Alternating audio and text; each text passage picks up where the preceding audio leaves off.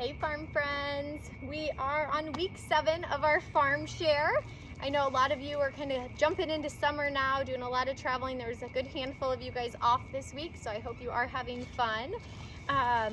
If you pick up your farm share here, there is a grab bag. So this week we just kind of put a few of the items that you've had once or maybe twice in there. Some of them you've had more than once, so it was Bright Light Swiss chard kohlrabi, sugar snap peas, and broccoli cauliflower mix. So you'll have that in your bag. If you come here to the farm to pick up, make sure to grab that out of the basket in the refrigerator. Also, if you come to the farm, make sure to grab your basil. It'll be sitting on the white stand. So the basil is wrapped up in a little wet napkin. We do not like to put it in the refrigerator because any moisture will immediately turn that basil black.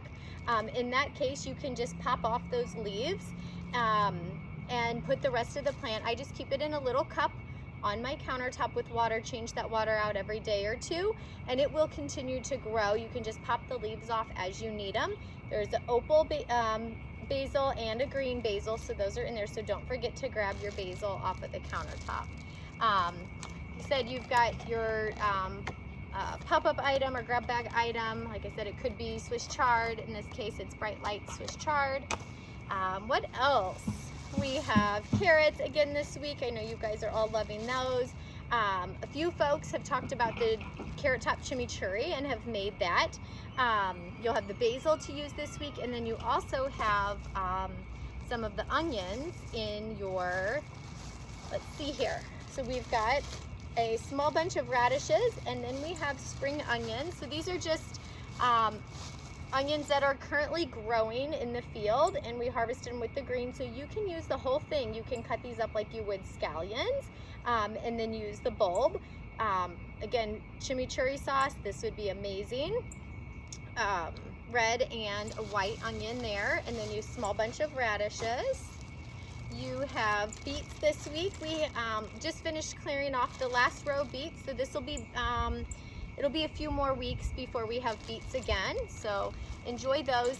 If you have a surplus of beets at home that you haven't gotten through from over the last few weeks, a recipe that's been highly recommended is the red beet hummus.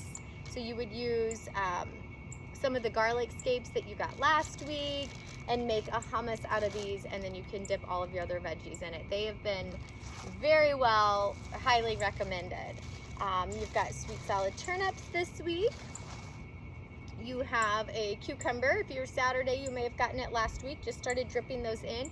Cucumbers, from a farmer's standpoint, have been really slow this year. We did a grafted cucumber plant, and I don't know if it was that or the time of the year that we got them in. They just have not started growing abundantly like they usually are at this time. Definitely beautiful cucumbers coming in. So you will see more of those as the season hits. We've got a second planting coming, so we're anticipating that. You have squash, yellow zucchini, and you may have gotten yellow and green or yellow all green. So the yellow zucchini, for some reason, is growing so much more, producing so much more than the green. They're planted in similar patterns. You just don't know. I don't know what's happening there. The last item in your bag is a beautiful head of cabbage. These are huge. Some of our family favorites are cutting the cabbage up and making a coleslaw. I use equal parts honey and vinegar. You'll hear me talk about that recipe often. Salt, pepper, and then some celery seed. But just that basic honey and vinegar recipe.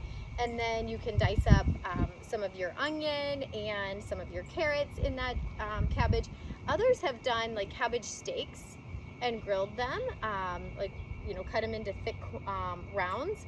Or I love to do it into wedges, and then once I have my pan of roasted veggies, stick some of those wedges on there and spread some olive oil and seasoning on top and do roasted cauliflower or roasted cabbage. So lots of options with your cabbage. They will last quite a long time in the refrigerator. You could even stick them into a plastic bag if you don't think you're going to use it right away, but these are just beautiful. Cabbages can be hard to grow. One of the biggest reasons is the cabbage looper. It's a little white moth that lays its eggs and has a green caterpillar that usually will eat right into a hole right into your cabbage. But fortunately this year we got them in early enough that it was before that moth could find them. Now, not to say there's not any, there definitely are some of those white moths flying around, but we've had a beautiful harvest this year. And looking ahead, what you can expect, we've got purple cabbage coming in. We have, just lost my train of thought of everything I've been thinking about. Almost need to look at the garden. I'm always kind of a week ahead planning out farm share, trying to make sure I know kind of what our harvest log is. The scallions that you got last week are looking great. Sugar snap peas are still coming on kind of slow. So we're still getting a little bit of harvest. We'll try to drip those into you as they come out. We harvested our first cherry tomatoes this week. Now, while it was just a handful for the family, there's definitely an abundance of green tomatoes on the vine. So we're gonna start seeing those real soon. No color yet on the big tomatoes. Usually they say about July 4th is when those start to come in. So any questions, let me know. We look forward to hearing what you guys are making. Thanks, guys.